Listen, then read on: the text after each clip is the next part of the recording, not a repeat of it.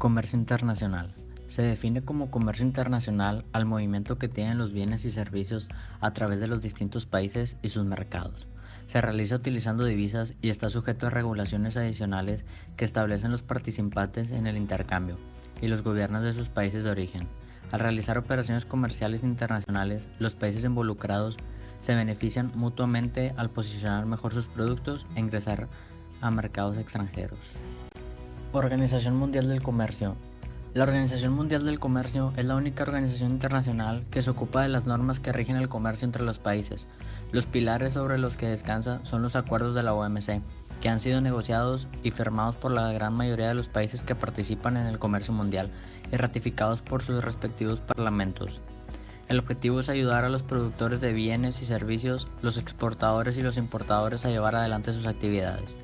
La Organización Mundial del Comercio fue establecida en 1995, tiene su sede en Ginebra, Suiza, y sus idiomas oficiales son el inglés, el francés y el español. Hitos del comercio internacional. Conferencia de Bretton Woods, Fondo Monetario Internacional, Acuerdo General sobre Aranceles Aduaneros y Comercio, Organización Mundial del Comercio, Tarifa, Tratado de Roma, Tratado de Maastricht, creación del euro.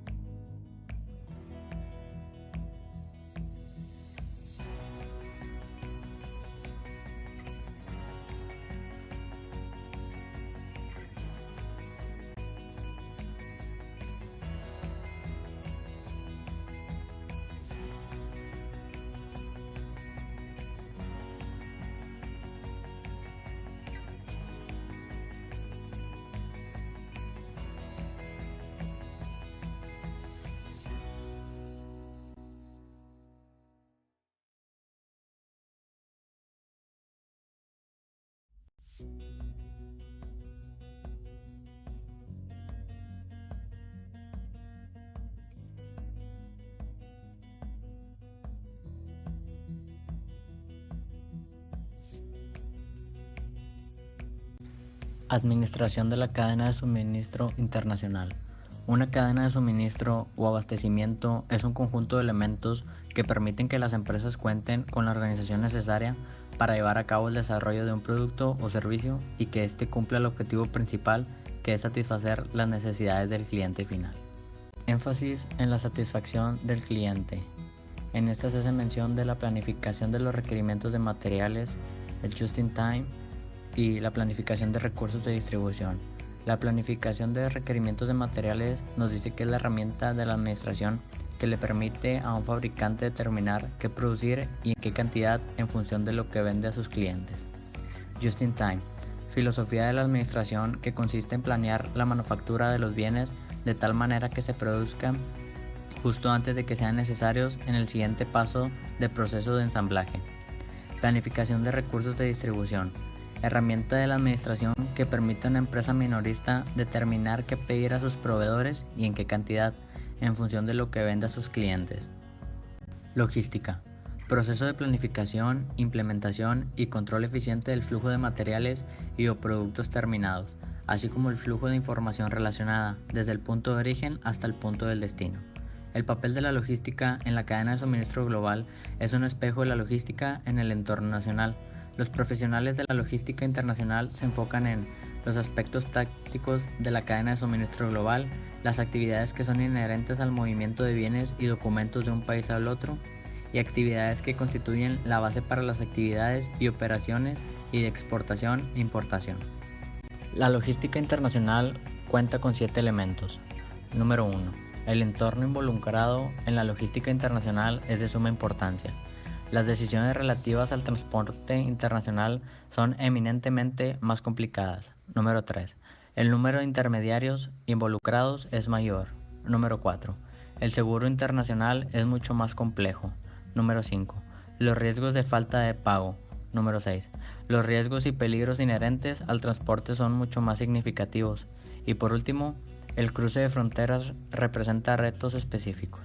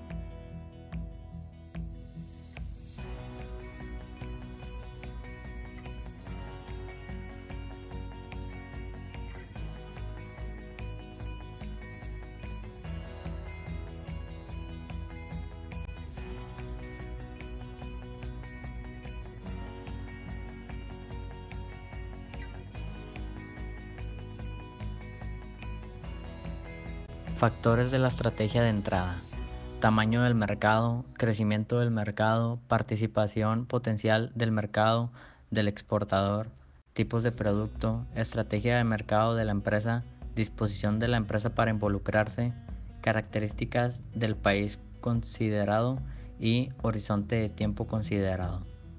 Exportación indirecta: sociedad exportadora: compañía que compra bienes de un país con el propósito de revenderlos en otro país por una ganancia. Sociedad de administración de exportaciones: compañía que contacta a los proveedores con compradores potenciales y gana una comisión si se realiza la venta. E-backing: cuando un fabricante sale del país y solicita a sus proveedores que continúen haciendo negocios en el extranjero con él.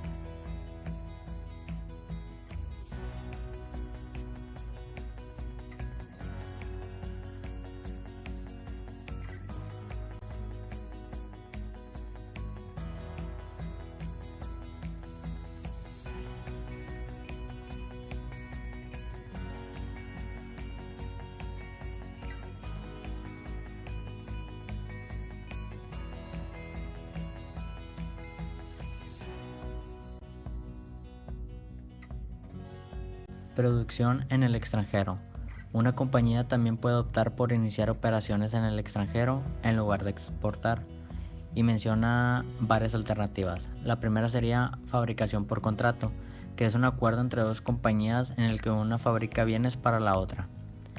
La siguiente sería concesión, acuerdo entre dos compañías en el que una usa la propiedad intelectual de la otra a cambio de una regalía. Subsidiaria, compañía que es propiedad enteramente de otra compañía. Joint venture, compañía fuera del país que es de propiedad conjunta entre dos o más compañías. Y por último está el franquiciamiento. El franquiciante cede los derechos de un gran número de elementos de propiedad intelectual en un paquete de negocio a un franquiciatario que paga regalías por el uso de este modelo de negocio. Importaciones paralelas. Uno de los grandes problemas que enfrenta una empresa involucrada en varios mercados es el riesgo de importaciones paralelas. ¿Qué son las importaciones paralelas? Son bienes vendidos fuera de los canales de distribución de una compañía, usualmente debido a una discrepancia entre los precios cobrados en dos países. Otras cuestiones sobre métodos de entrada. A fin de tomar la decisión apropiada respecto al método de entrada de una compañía en un mercado extranjero, se deben de considerar muchos otros factores: las zonas de comercio exterior, las maquiladoras y las convenciones antisoborno. Contratos comerciales. Cuando una empresa se involucra en negocios internacionales, celebra un número importante de contratos, ya sean escritos o implícitos, con el número de socios, algunos de los cuales se localizan en el extranjero. Ejemplos de contratos: contrato de venta entre exportador e importador, contrato de seguro, contrato de transporte, contrato entre exportador y su agente, contrato entre exportador y su banco. Lex mercatoria. La lex mercatoria es compleja porque incluye una multitud de fuentes legales y de jurisprudencia diferentes. Abarca tratados de la Organización de las Naciones Unidas y otras decisiones, además de acuerdos internacionales como el Acuerdo General sobre Aranceles Aduaneros y Comercio, que dio pie a la Organización Mundial del Comercio con sus propias reglas y sistema de corte. Acuerdos multilaterales sobre cuestiones específicas a una industria. Acuerdos regionales como la Unión Europea y el Tratado de Libre Comercio de América del Norte. Elementos de un contrato: idioma del contrato, buena voluntad, fuerza mayor, alcance, territorio, cuentas corporativas. Cláusula de arbitraje. Arbitraje es el proceso por el cual las partes de un contrato deciden resolver una disputa. Una decisión de arbitraje es vinculante para ambas partes. Cláusula de mediación. Mediación, proceso por el cual un tercero intenta encontrar un punto intermedio entre las partes en disputa. Con frecuencia navega entre las dos compañías y busca encontrar una solución común aceptable para ambas partes. Un mediador es un individuo que fomenta y facilita la comunicación entre ambas partes de una disputa. A fin de que un mediador es un individuo que fomenta y facilita la comunicación entre ambas partes de una disputa, a fin de que puedan alcanzar un mutuo acuerdo satisfactorio, que significa que la decisión no puede ser impuesta y a ser acordada entre ambas partes.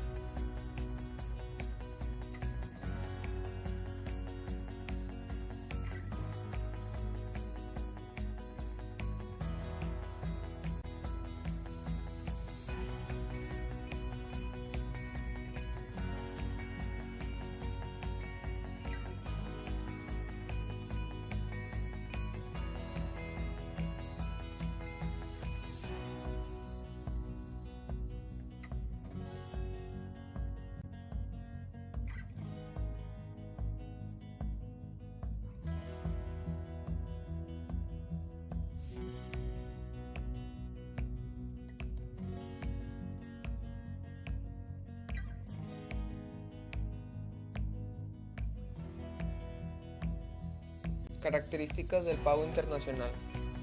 Las características son tres. La primera es información crediticia. Nos dice que hay menos información crediticia sobre la solvencia de un acreedor en un mercado extranjero que la que hay en un cliente local. La segunda es la falta de contacto personal.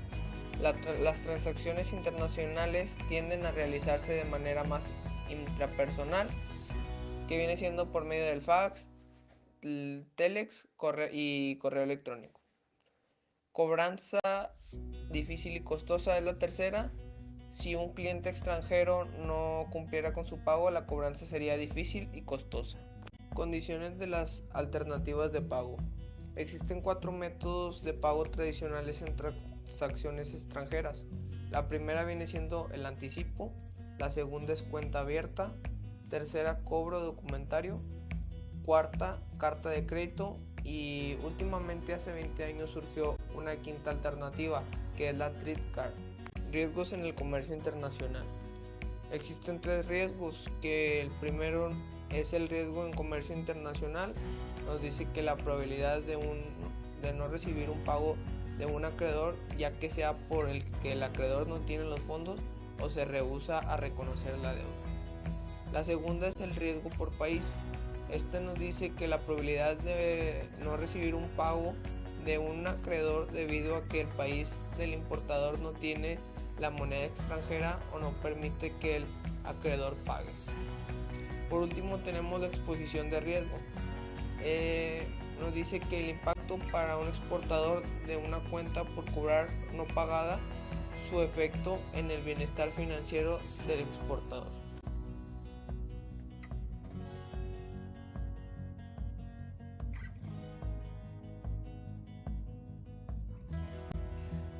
Moneda en el contrato de venta. Tenemos el riesgo de fluctuación cambiaria, que es el riesgo de cambio o riesgo de cambiario, también conocido como riesgo de divisa, riesgo de moneda. Es un riesgo financiero asociado a la fluctuación en el tiempo de cambio de una divisa respecto a otra, y la convertibilidad de la moneda, que es un sistema monetario que fija el valor de una moneda con el de otra considerada más estable, generalmente el dólar o el euro u otro patrón, por ejemplo el oro. Pues tenemos los tipos de moneda. Moneda del exportador, cuando el exportador y el importador acuerdan que la moneda de transacción será del país exportador. Y moneda del importador, cuando el exportador y el importador acuerdan que la moneda de transacción será del país importador, o sea, a donde se dirige la mercancía. Y la moneda de un tercer país, cuando es moneda ajena a la de los países que están haciendo el trato o transacción, y se paga con una moneda de otro país. Un ejemplo de ello sería el dólar o el euro. El sistema de tasas de cambio. Un sistema de tipo de cambio, o también denominado régimen cambiario, establece la forma en que se determina el tipo de cambio, es decir, el valor de la moneda nacional frente a otras. Tipos de cotización de tipos de cambio. Tenemos el tipo de cambio spot, es el tipo de cambio para una moneda extranjera para entrega inmediata, y el tipo de cambio a plazo es el tipo de cambio para una moneda extranjera que será entregada en cualquier número de días en el futuro. Tipos de monedas. Monedas flotantes, el valor se determina por fuerza del mercado, cambia constantemente. Monedas vinculadas, su valor se determina por un tipo de cambio fijo. Bloques de moneda flotante, grupo de monedas cuyos valores fluctúan de manera paralela con otras monedas y cuyos valores varían dentro de un pequeño porcentaje entre sí. Teoría de determinación de tipos de cambio. Paridad poder adquisitivo. Es una teoría económica que sostiene que las tasas de cambio deben reflejar diferencias de precio que pagan los consumidores. Efecto Fisher. Sostiene que las tasas de interés que los negocios deben pagar deben ser uniformes en todo el mundo. Efecto Fisher internacional. Teoría económica que sostiene que las tasas de cambio spot entre dos monedas deben reflejar las diferencias entre las tasas de interés nominal entre estos países. Paridad en la tasa de interés. Teoría económica que sostiene que la tasa de cambio a plazo entre dos monedas debe reflejar las diferencias entre las tasas de interés nominal. Cotización a plazo como predictor imparcial del precio spot. Esta teoría sostiene que los tipos de cambio a plazo para las monedas son buenos predictores de los tipos de cambio spot futuros de esa moneda. Pronóstico de tipos de cambio. Pronóstico técnico. Está esencialmente basado en el análisis. Pronóstico fundamental. Integra todas las teorías en un modelo matemático casual. Y este último pronóstico, su nombre lo dice, pronóstico basado en el mercado. Coberturas del riesgo cambiario. Consiste en usar el sistema bancario del país de la moneda en la cual se va a pagar una cuenta por cobrar o pagar. Cobertura del riesgo de opción financiera. También es posible cubrir un riesgo de fluctuación de la moneda extranjera con opciones. Esta estrategia involucra adquirir opciones a la compra o a la venta, o a la opción de vender o comprar ciertas monedas a cierto tipo de cambio en o antes de cierta fecha. Requisitos de documentación. La mayoría de las transacciones comerciales internacionales requieren numerosos documentos, cada uno de los cuales se debe llevar en muy buena específica de periodo, del país o destino de los bienes. Facturas. Uno de los documentos comunes a las transacciones internacionales y locales es la factura que el exportador envía al importador. Existen diferentes tipos de factura. Factura comercial. La factura que acompaña el embarque se llama factura comercial dependiendo de las condiciones de pago que hayan acordado el exportador y el importador. Factura pro forma. Cotización que proporciona al exportador al importador con el propósito de obtener una carta a crédito o una licencia de importación. Factura consular. Factura impresa en papel membrantado que proporciona el consulado del país importador. El siguiente documento es la licencia de exportación, la autorización expresa que concede el gobierno del país de exportación al exportador para exportar un producto particular. Certificado de usuario final, certificado que exige el país exportador que da fe de que los bienes son comprados para un propósito legítimo. Impuestos de exportación, impuesto que cobra sobre el valor de los bienes exportados. Cuotas de exportación, limita sobre la cantidad de una mercancía particular que se puede exportar legalmente. El primero, certificado de origen. certificado firmado por la Cámara de Comercio del exportador que da fe de que los bienes son originarios en los países en el que se ubica el exportador. Certificado de manufactura, certificado firmado por la Cámara de Comercio del exportador que da fe de que los bienes fueron fabricados en el país en el que se ubica el exportador. Certificado de inspección, certificado que proporciona una compañía independiente que da fe de que los bienes están conforme a la descripción contenida en la factura del exportador. Certificado de análisis, certificado que proporciona una compañía independiente que da fe de los bienes está conforme a la descripción física contenida en la factura del exportador. Certificado fitosanitario, certificado que proporciona a las autoridades agrícolas del país exportador que da fe de que los productos agrícolas exportados están libres de enfermedades y plagas. Factura consular, factura impresa en papel membrantado que proporciona el consulado del país importador. Certificado de seguro, certificado emitido por la compañía de seguros del exportador que da fe de que este es un embarque particular, está asegurado. El conocimiento de embarque intermodal. El conocimiento de embarque intermodal es un documento que refleja el incremento sustancial en el número de envíos internacionales en los cuales el exportador entrega los bienes a su transportista, para que éste coordine el transporte y entrega el embarque hasta su destino final. Pólizas de fletamento. Cuando envías mercancías a granel, petróleo, minerales, granos, polímeros, entre otros, un exportador lo que hace en cantidades tan grandes que a menudo es necesario un buque para acomodar los bienes. En tales casos, el conocimiento de embarque marítimo no es el documento usado como el contrato de transporte. El contrato entre el transportista y el expedidor se llama póliza de fletamento. Lista de contenido. Una lista de contenido siempre acompaña el embarque.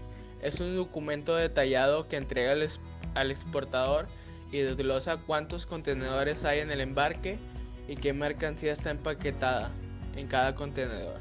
Carta de instrucción del expedidor.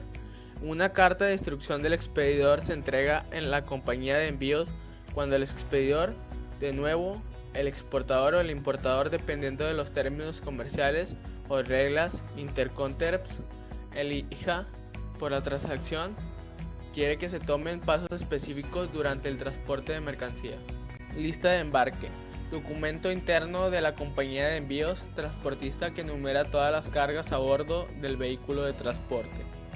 Y por último, preparación de documentos como herramienta de marketing.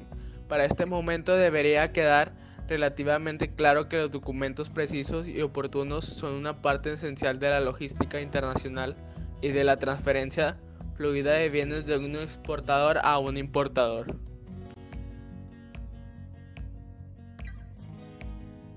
Primer tema: tipos de servicio. La primera distinción que se debe hacer entre las embarcaciones marítimas es entre cargueros de líneas y buques de tráfico irregular. Tamaño de embarcaciones. La segunda distinción principal es hacer el tamaño de la embarcación, el cual dista las rutas comerciales, economías de escala y puertos de entrada. Siguiente tema: tipos de embarcaciones. La tercera diferenciación principal que se debe hacer se basa en el tipo de carga que llevan las embarcaciones, y tales cargas se usan para clasificar a los buques mercantes en muchas categorías diferentes. El siguiente tema es bandera. La bandera del país en el que se registra un buque, por extensión el país en el que el buque se registra. El penúltimo tema de este capítulo 10 es transportistas de carga mediante medios operativos alternos a un buque. Los transportistas de carga mediante medios operativos alternos a un buque, NVOCC por sus siglas en inglés, constituyen un tipo de compañía de envíos, pero con la particularidad de que no son dueños ni operan los buques. Sin embargo, están regulados por la Comisión Federal Marítima. Y por último, requisitos de seguridad. Después de los ataques terroristas que sucedieron a inicios del siglo XXI, se tomaron diversas medidas a nivel global. para limitar la probabilidad de que se realizara un ataque terrorista por mar. Carguero de línea, buque que opera según un calendario irregular que viaja de un grupo de puertos a otro grupo. Buque de tráfico irregular, buque que no opera bajo un calendario regular y está disponible en renta para cualquier viaje desde y hacia cualquier puerto. Tonelaje de peso muerto, el peso máximo que un buque puede transportar. Tonelaje bruto, la capacidad de volumen que un buque expresada en cientos de pies cúbicos. Tonelaje de desplazamiento, el peso total de un buque completamente cargado medido por el peso del agua desplazada. Los buques de carga rodada fueron creados para recibir carga de propulsión como automóviles o camiones, o carga que podría rodarse dentro de un buque, como vagones de ferrocarril o equipo de excavación. Buque de carga transbordo, tipo de buque diseñado para transportar carga de transbordo o mercancía general. Buque de combinación, tipo de buque versátil que puede transportar diferentes tipos de carga. Transportista de sólidos a granel, buque de carga a granel que transporta grano, minerales, químicos secos o minerales directamente en sus bodegas. Registro abierto, bandera, país de registro que está abierto a todos los navieros sin importar su nacionalidad. Bandera de convivencia, bandera, país de registro que está abierta a todos los navieros e impone pocos requisitos. Normatividades a los impuestos a los navieros, término derogatorio. Reglas de Haya, Convención Internacional de Responsabilidad Civil de 1924 para carga marítima que limita las responsabilidades civil de transportista a $500 por paquete o por unidad de carga habitual. Reglas de Hamburgo, Convención Internacional de Responsabilidad Civil de 1978 para carga marítima que limita la responsabilidad civil del transportista a $833 por paquete o por unidad de carga habitual. Reglas de Rotterdam, Convención Internacional de Responsabilidad Civil de 2008 para carga internacional que limita la responsabilidad civil del transportista a $875 por paquete o por unidad de carga habitual. Inspecciones de carga. La mayoría de los países tienen un programa bajo su cual su servicio aduanal inspecciona la carga cuando arriba al puerto de importación. Notificaciones anticipadas de envío. Muchos países han implementado un proceso por el cual los expedidores deben notificar a las autoridades aduanales del país del importador sobre la particularidad de un embarque antes de cargar el buque transportista.